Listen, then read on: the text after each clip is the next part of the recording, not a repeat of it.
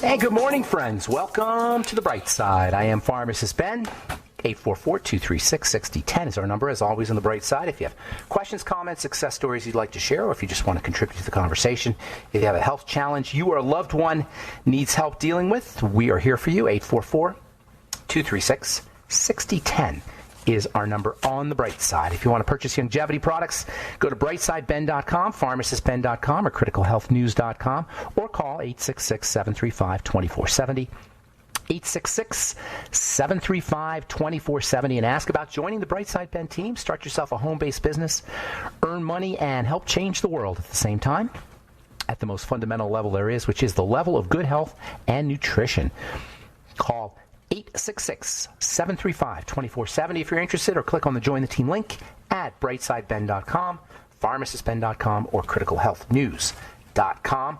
Our number today on the bright side, 844-236-6010. We'll get your calls next segment. We're going to talk to Sankarshan Das at the bottom of the hour about anxiety and how to be anxiety-free during these crazy, COVID-crazy, Corona-crazy times that we're living in.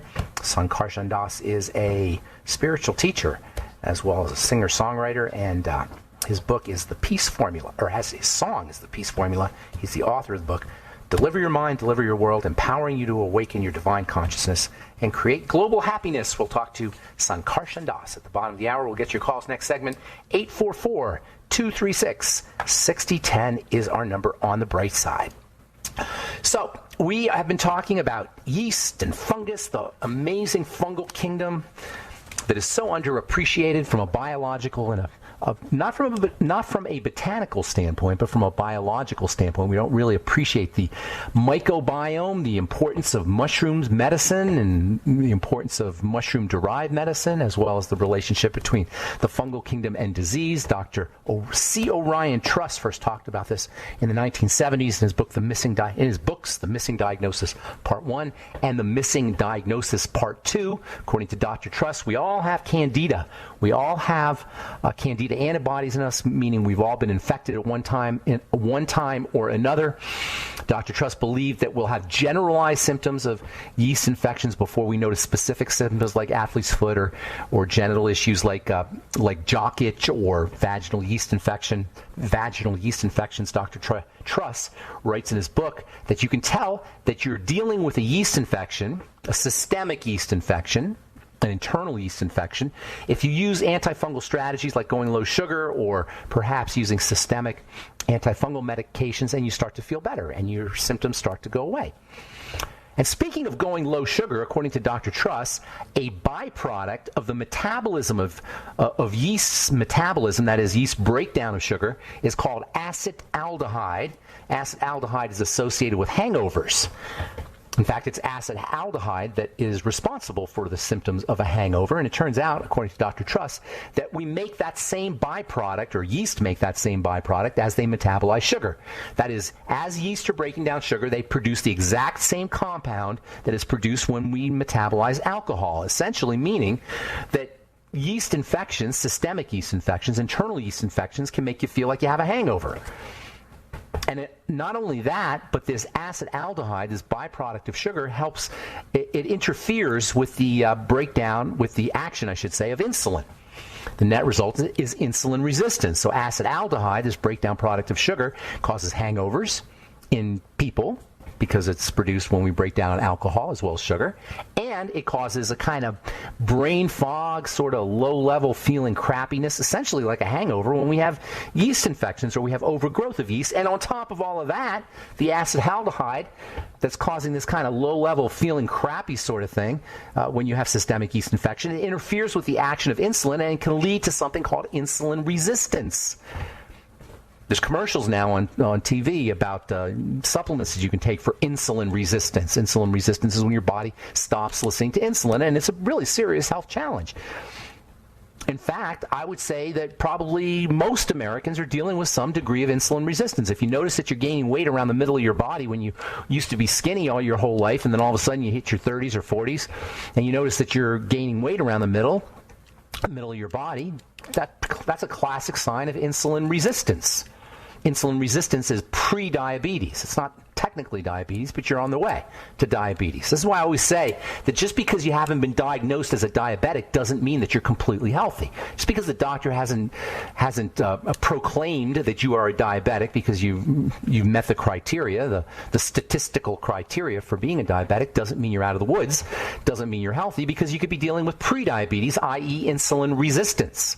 Well, it turns out, according to Dr. Truss, that because of this acetaldehyde, acetaldehyde, acetaldehyde molecule, you may be dealing with insulin resistance because you have excess yeast in your body.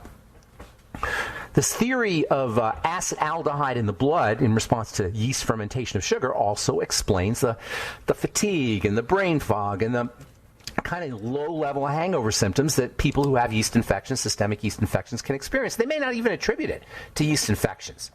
I'm not saying all the time, whenever you have brain fog and fatigue and just feeling crappy, kind of depressed and just don't feel good about life. I'm not saying it's always yeast, but that could be one of the reasons you're feeling that way, at least according to Dr. Truss. And, by the way, this insulin connection, this insulin resistance that's associated with systemic yeast via acetaldehyde could explain the weight gain and the obesity that is associated with systemic candida infections. And, by the way, insulin is not the only blood protein that can be affected by acetaldehyde. Yes, insulin is a blood protein. Insulin's a peptide, technically, not a protein, but a peptide. There's other peptides that can be affected. There's other molecules that can be affected by acetaldehyde. In a 1984 paper published in the Journal of Orthomolecular Psychiatry, that is, orthomolecular means good molecules, and it's a term that's used to define supplements or nutrients. The Journal of Orthomolecular Psychiatry talks about using nutrients for psychological or psychiatric issues. Dr. Truss wrote a paper in 1984, and he points out that acetaldehyde is a very reactive molecule that can interfere with other molecules, including enzymes and amino acids and proteins that are located on red blood cells. Dr. Truss also says that this acetaldehyde that comes from excess yeast, or comes from fermentation of sugar by excess yeast, can also block the actions and interfere with the molecular structure of vitamins and essential fatty acids. All of this can conspire to create microinflammation in the body, immune responses in the body, particularly in the circulation, and this is what can lead to dirty blood, which is a precursor to all symptoms and all chronic diseases. Dirty blood. And this all comes from excess growth of yeast and the yeast fermentation of sugar and the subsequent production of this acetaldehyde molecule. All right, I'm Pharmacist Ben. 844-236-6010 is our number. You're listening to The Bright Side. We'll have Sankarshan Das coming up at the bottom of the hour. We'll get your calls next segment, 844-236-6010.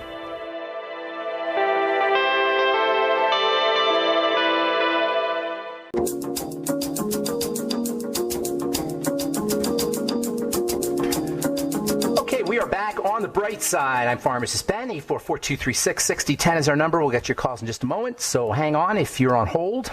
We'll talk to Sankarshan Das at the bottom of the hour.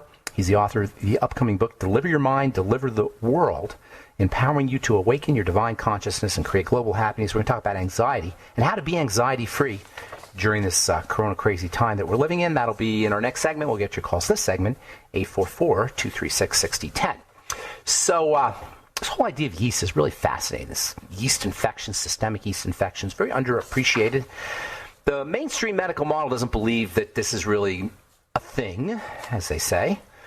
If you read Dr. Stephen Barrett on Quackwatch, who has appointed himself the exposer of all medical fads and medical myths. I wonder why he doesn't talk about COVID, because that's a classic medical myth.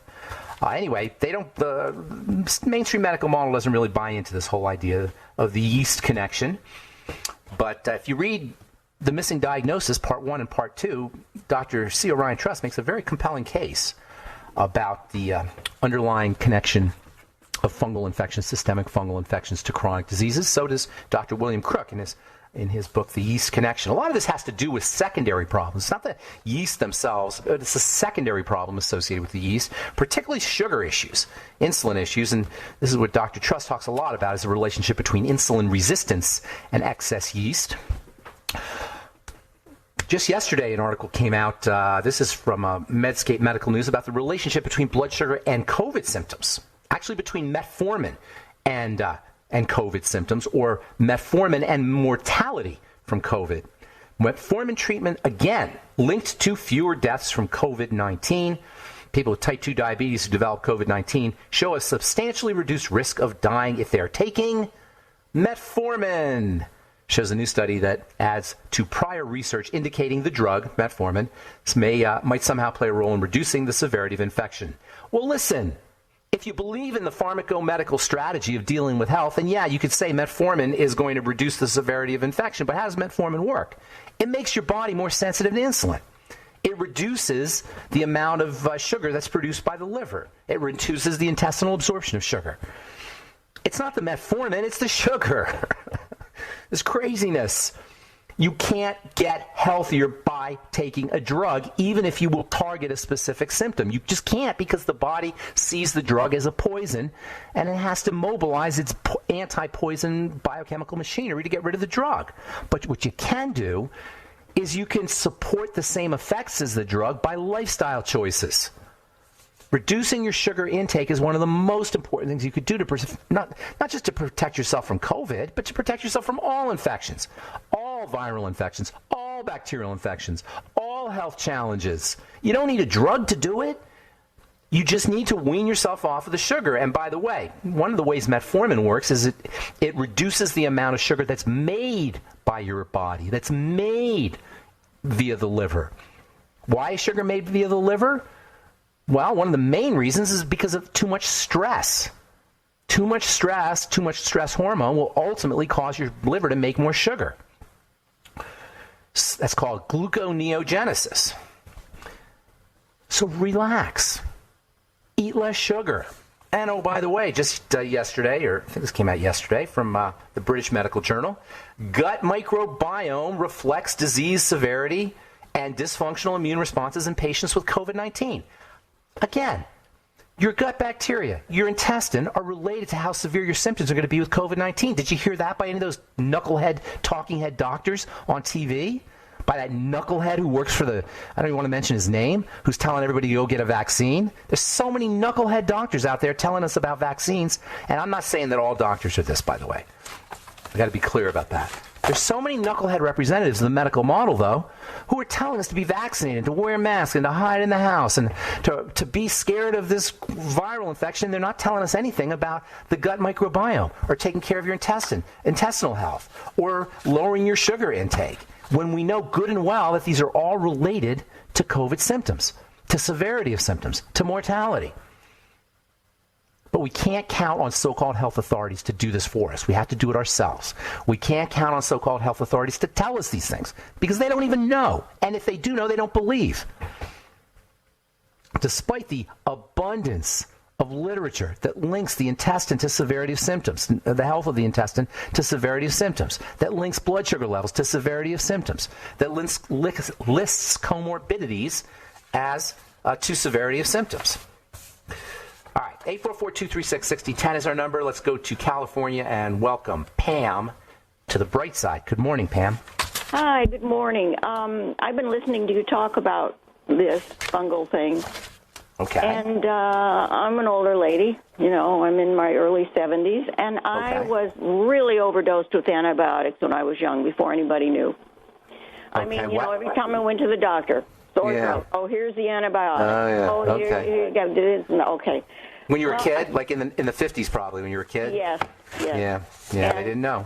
No. And I counted over 75 to 80 times that I was given antibiotics. Plus, I had a couple surgeries, and they gave me IV antibiotics. Great. Okay. So you're paying the price now? Yeah, yes, I am. But I have cut out the sugar, cut out the junk food, you know, everything. How do you feel? How do you feel after you cut out the sugar and the junk food? Oh, a whole lot better. Isn't that amazing? Yeah. Good for you. But what I wanted to tell you is I have two books here, one written by Dr. Mark Serkis, and he has a whole section on not just Candida, but a lot of other, and he talks about all the and I what book? What's the name of the book? The name of the book is Sodium Bicarbonate, Nature's First Aid Remedy, but he talks about how it really works on fungus. That's awesome. And he talks about foods that are loaded with fungus, alcoholic beverages, corn, wheat, barley, sorghum, peanuts. He says our grain supply is totally inundated with fungus. The storage. Wow. And peanuts are the worst thing to eat. Yeah, but I know about peanuts. Aflatoxin, one of the strongest toxins in the world is fungal. That's what I'm getting to. I had aflatoxin 1,000 times higher than normal. Wow. And my biggest symptom was burning under the skin, burning like nerve burning. It was just, Did you get rid of it? Did you cure it? Reverse it? It's better, but it's taken a year of practically eating nothing. I'm very thin. I'm only 110 pounds. I eat. Are you nourished? But and then he says fungi are dreadful. They cause more. He says they're the planet's biggest killers. Of all the pathogens being tracked, fungi have caused more than 70% of the recorded global and regional extinctions. Wow. Is this in the book, is this in that sodium bicarbonate book? Yes, I've seen that book.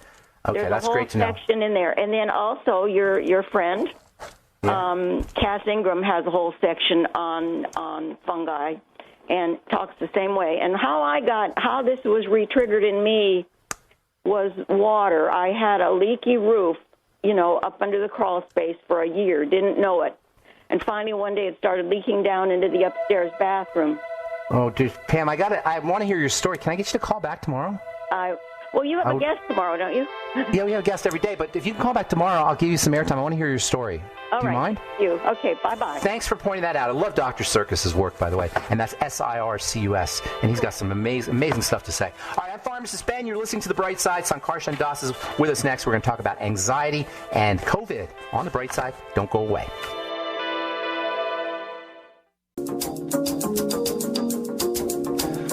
All right, we're back on The Bright Side. I'm Pharmacist Ben. We're on the air Monday through Friday, 8 to 9 Pacific, 10 to 11 Central Time, and 24/7 on the archive pages at benfuchsarchives.com. Thank you to Peter in the UK for setting that up with a search engine. If you miss a program or you want to review a topic, benfuchsarchives.com. Also have a search engine at brightsideben.com. And all the longevity products at brightsideben.com, pharmacistben.com, and criticalhealthnews.com. You can also click on the Join the Team link if you want to sign up to join the Brightside Ben team for a one-time fee. You can be in business for yourself, start a home-based business that helps change the world with the power of health and nutrition. Call 866-735-2470 if you want more info, or click on the Join the Team link at brightsideben.com, pharmacistben.com, or criticalhealthnews.com. And don't forget to take a look at our Truth Skin Health products at truthtreatments.com and our 1,500-plus 4- and 5-star reviews at truthreviewed.com. Okay, I am really excited to talk to our guest today. Sankarshan Das is the author of the upcoming book, Deliver the World, Empowering You to Awaken Your Divine Consciousness. Sankarshan Das has got a very interesting background. He is a singer and he's a songwriter.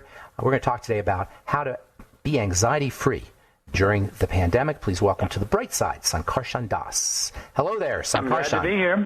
It's nice to have you. So do I call you Sankarshan or Mr. Das, or how do you like me to call you? You can call me Sankarshan, that's fine. Sankarshan, that's fine. Okay, so we're going to talk about anxiety, but I'm looking at your bio here. What did you do with the Jefferson Airplane and the Grateful Dead? Well, I just shared the stage with them at their famous concert, the Polo Fields concert. I did a set in between the Airplane and the Dead at that concert. And what year are we talking about? 1970. Let's see, what was I think it was 69? Yeah, 69. Oh my goodness! Well, that's an interesting history. Did you get to meet anybody cool? What is it? Did you get to meet anybody interesting? Oh, I met, I've had so many nice meetings with so many great people. Oh, President Obama really liked one of my songs also. He wrote me a letter about it. Wow, very cool. All right, so you talk about anxiety, and that's really a big thing these days. You know, we focus on the physical issues, the mortality and breathing problems and people with comorbidities, but there's a whole psychological component to what's going on. How can we address that? Well, the basic cause of all anxiety is due to bodily misidentification, because we actually don't want to get sick, we don't want to get old, we don't want to die, but these bodies force us to go through these things. But by misidentifying ourselves with our material bodies, we're putting ourselves unnecessarily into anxiety. Actually, the self is transcendental to the body. We have to understand we have a transcendental nature which exists beyond our temporary material body. When you come to the spiritual platform, realizing your identity beyond your body, then you're no longer pinched by birth, death, old age, and disease. Now that's I don't disagree with you, by the way, but that's an assertion. Can you prove that? How does one prove that one has an identity? There's many ways you can understand it. How can you prove that there's a body and there's a transcendental self? And I'm not disagreeing with you, by the way. But how can you? How does that go beyond just you saying it as an assertion in terms of proof? There's definitely a way you can understand it. It's like right now, your body's going through a state of constant flux. Every moment, the old blood corpuscles are dying and new blood corpuscles are taking the place of just like in the Mississippi River, there's a constant flow of water molecules through that riverbed. You can't step in the same river twice. You can't step in the same river twice. That's what you're saying? So your body is actually like a riverbed through which all these chemicals are flowing. All these, they're coming in, they're coming out constantly. When you eat, you bring in chemicals. When you go to the bathroom, you're giving out chemicals. When you inhale, you're taking in chemicals. There's a constant flux of chemicals. But in spite of that constant change of chemicals in this material body that you're living in, you can remember things you did when you were a little kid. The body is a completely different set of chemicals, but yet you can remember things you did when you were a little kid. That shows you have an identity beyond the material body. So just kind of like this constant thread that runs throughout our lives from when we're little kids to when we're teenagers to when we're adults to when we're old. There's this constancy. Is that constancy that the part that can remember that whole thing? Is that what you're saying is this transcendental self? You're the same person now as you were when you came out of your mother's womb. You're the same exact person. You're the same individual person you were then. Now and then you're the same person. The body is different, but the person is the same. So how do we lose track of this? How do we lose consciousness of this or awareness of this? What happened? Well, we live in a world where we're all being trained. The whole propaganda is to identify with your body, you see. As soon as you come out of the womb, they say, oh, it's a boy, it's a girl. We're immediately programmed to misidentify ourselves with our body from the day one throughout our whole lives. The whole culture we're living in is misguided culture, and identifying us with our material. We're trained to misidentify ourselves with these material bodies from day one throughout our whole lives. Is it possible to live a normal life, and do normal physical things and not identify with the body? Absolutely. That's what I teach my students how to do. How you can be transcendently situated at the same time being very highly successful in this world. So is it the kind of thing like it's an epiphany you have, like all of a sudden you like realize it, like a realization, or is it something that you can learn, or does it take a lot of time to do? Is there a kind of practice? It's a gradual training process. First one understands it theoretically, and then you gradually learn how to apply it. Just like anything is gradual, and any science is a gradual learning process. Chemistry, biology. You don't just master it in a second. You gradually master it over a period of time. So just because you understand it doesn't mean you're actually going to live it. Just because you know it's true theoretically doesn't mean you're actually it's going to show up in your life practically, these ideas. Yeah, in Sanskrit language it's two words. There's Gyan and Vigyan. Gyan means theoretical knowledge, and Vigyan means when you actually apply that knowledge. So when you can actually live it and apply it with your every thought, word, and deed at all times, places, and circumstances, then you're called a self-realized soul. So first you understand it theoretically, and it makes perfect sense to me theoretically, everything you're saying, because I agree. There's this kind of thread that runs through our whole lives that doesn't seem to change. That's why when you look in the mirror, you wonder who that person is, because in your head you think you're just this kid or something, and in the mirror there's a body that doesn't seem to match with that thread, which we know is true. But what's the first thing you do to go from that theoretical understanding to the practical real life application of it? Whole meditational system. We teach the system called Bhakti Yoga, which is taught 5,000 years ago in India by Krishna and spoken in the Bhagavad Gita.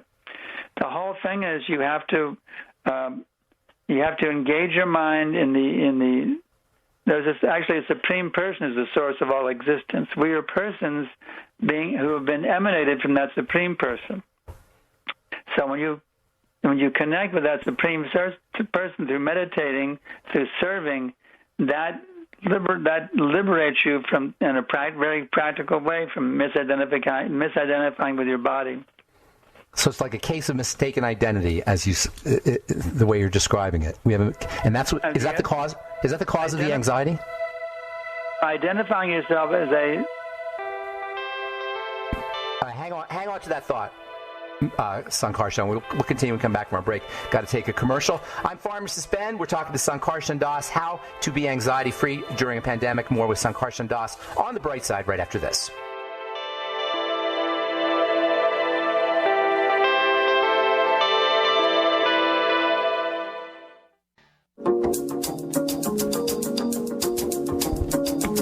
Okay, we are back on the bright side. I'm Pharmacist Ben. We're talking to Sankarshan Das, how to be anxiety-free during a pandemic. Sankarshan, so the way you describe this idea, this mistaken identity, if you will, it seems like to break the trance, and I think it's kind of a trance, the way you're describing it, by definition.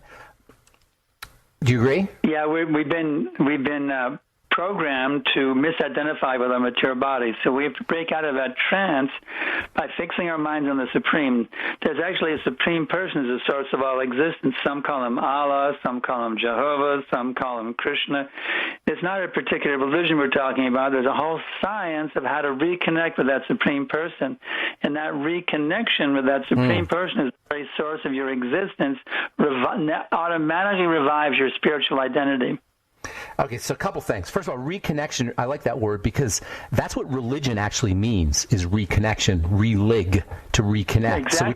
So you're talking about like a real religion. You're right. Yeah. You're learned. Wow, that's cool. Yeah, like a true religion. You're talking about a true religion, the real religion. But beyond sectarianism, the essence of religion is to reconnect with that Supreme Person as the source of all existence through a loving relationship. I love it. So I'm a little bit thrown off, though. You call him a person. What does that mean? Person means through sound. You know the whole story of the word person, the mask that they used to wear? In ancient Greece, they used to wear masks when they did theater, and the sound would come through the mask. That's where we get person, through the sound. So a person's kind of a mask of sorts. So when you say a supreme person, I'm kind of thrown off by that because it seems like it's not personal. Right? You're a person, aren't you? I'm a person. Aren't you? Yeah. Okay. Well, the source of all existence also possesses personality. He's also a person. Uh-huh. So you're talking about... He's a person. So you're talking about, when you talk about reconnecting, you're talking about reconnecting with the personal aspect of this kind of... Absolutely. The loving relationship with the Supreme Person. That seems like what Christianity is about, is the idea that Christ is the person of God, at least in an abstract sort of way. That's how Christ is. That's why it says, "No man cometh unto the Father but through me." But he prays to a heavenly Father. He doesn't say that he's God. He said he presents himself as God's servant. He says, "Father, not my will, but Thy will be done." He doesn't say that he's God. He presents himself as a servant of God. That's Christ's position. Yeah, we confuse, and probably it's kind of like the same way we confuse the body. We confuse ourselves as the body. We confuse Christ as God. In other words, he's like a representative of God. He's as good as God because he's a pure representative of God. But he's not that he's God himself. He is empowered by God to give God consciousness to those who take shelter of him. That's the fact. That's the whole idea of Christ consciousness, then.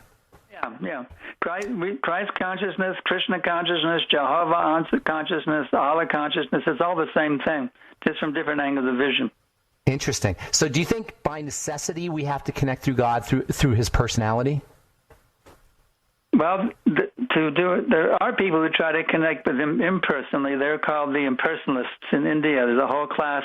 They want to merge into the oneness, which is the effulgence coming from the body of God. But that's only a temporary sort of liberation, because we're actually meant to come back to that original loving relationship with that Supreme Person that we once had before we entered this material world.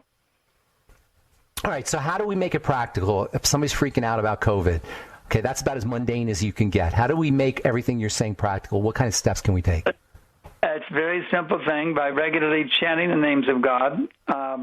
It's like we chant the Hare Krishna mantra, the one that George Harrison made popular on My Sweet Lord. Hare Krishna, Krishna Krishna, Hare Hare, Hare Rama, Rama Rama, Hare Hare. The Vedas recommend this is the most powerful mantra in this age to reconnect with that Supreme Person. So just by chanting?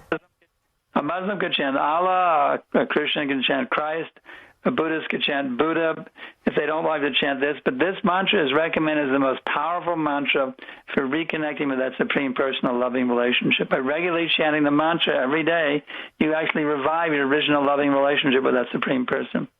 So somebody is feeling anxiety in the moment, and I assume that you mean not just anxiety with COVID, but any kind of anxiety in the moment. Just simple chanting? If you actually start chanting the names of God, you can actually completely go beyond the anxiety. It's the same. Can you do things like lower your blood pressure, improve your immune system, and just... Those will automatically happen. Automatically, your whole metabolism will become... If you're all tensed up, your whole system will become more natural, in a more natural, healthy position by regularly chanting the names of the Supreme. And it's as simple as that. Nothing else. You don't even have to understand it. Well, of course, if you have the knowledge of it, it makes you can even go. It helps, but even without even knowing anything about it, just by hearing the name, you make advancement. Just like many people are hearing it right now, Hare Krishna, they just made spiritual progress, even though they don't understand how it works. But the power of the name is so great that just by hearing it even once, you achieve you enter a new state you've never been in before.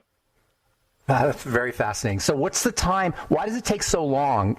You talk about having lessons and having to learn, and what's the time factor if it's so simple? Well, it could be realized within a second, or it could take many lifetimes. There's no hard and fast rule. It's not like you trying to earn a PhD degree. You have to do so many years. You could become. There are examples in history of persons who instantly became spiritually awakened, just within an instant. Just by. So it can happen in an instant, or it can take many years and even many lifetimes. Just by realization. It's a matter of fully realizing that I'm not this material body. I'm an eternal servant of the Supreme Person, and now let me fully absorb myself in loving and serving Him with my every thought, word, and deed in all times, places, and circumstances. So where does material science fit into all this stuff and medical science? Well, it depends on which doctor you talk to. There's many different doctors, and we have many doctors who are practicing this themselves. I have many disciples who are medical doctors, and they're all over the world. I have many disciples who are medical doctors, and they're fully agreeing with all this. What do you mean by disciple? What do you like students? I have students. I have about 30,000 students on my e-course, and I have 300 people who've actually officially taken up the position of becoming my disciples, following my instructions and being, taking me as their authority and their guide in their lives. What is your e-course? The e-course is called the Ultimate Self-Realization Course. It's available. It's free. It's available at www.joincourse, JOINCOURSE.com. You'll get something every day. You can actually write me, and I'll answer your questions personally, one-on-one. So every day there's a thought for the day, and there's samples of the different correspondence I'm getting. So if you just go to joincourse.com and you just put your email in there, and you could be part of the Ultimate Self-Realization Course? You're me on it. It's free. I never ask for any money. Of course, if anyone wants to donate, they can, but we never ask for any money. It's available free of charge. You'll just get something, start getting something right away in your email every day. That is awesome. I'm going to do it today as soon as we get off the phone here. So tell us real quickly about the book, Delivering Your Mind, Deliver the World. Well,